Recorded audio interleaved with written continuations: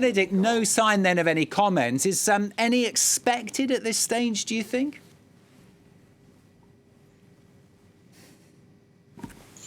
As you say, no sign of any comment. Of course, the mantra of the British monarchy is never complain, never explain.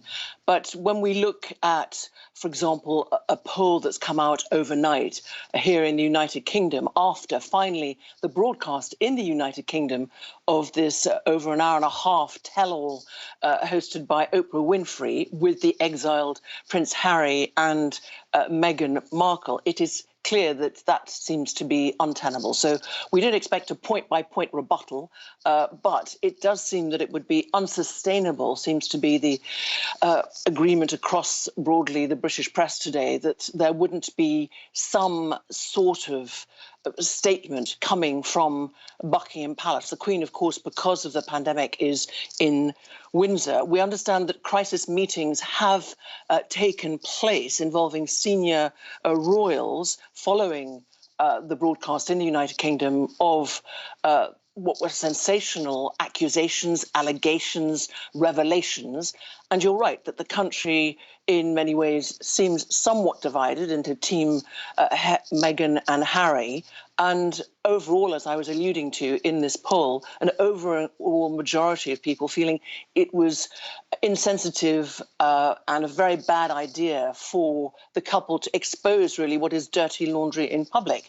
But can one say dirty laundry when one is referring, for example, to very serious accusations of indifference to, for example, Meghan's mental state, not wanting to be alive on certain days while she was pregnant, suicidal thoughts, and also these grave allegations that one unnamed, as yet unnamed person amongst in the British monarchy was questioning and discussing with Prince Harry what colour and how dark the skin of their first child, Archie, would be.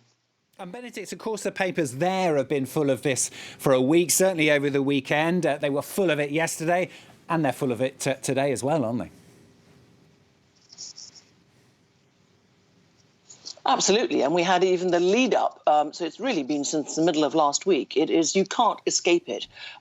Comments, royal biographers, former royal correspondents, journalists, commentators, editorials. This is definitely rocking here in the United Kingdom and across the world the image. It's reputational damage rather than constitutional damage. And it's interesting to see the Times, for example, saying that the Queen, a prepared statement was given to sign to the Queen last night after discussions with her. And according to the Times, she decided not to sign this statement as she wanted to take longer to reflect. And of course, the Queen, with decades and decades of this sacrifice and real sacrifice to duty, very publicly displayed over the decades, as her 99-year-old, soon-to-be 100-year-old rock, Prince Philip, her husband, lies still in hospital after a successful heart procedure last week.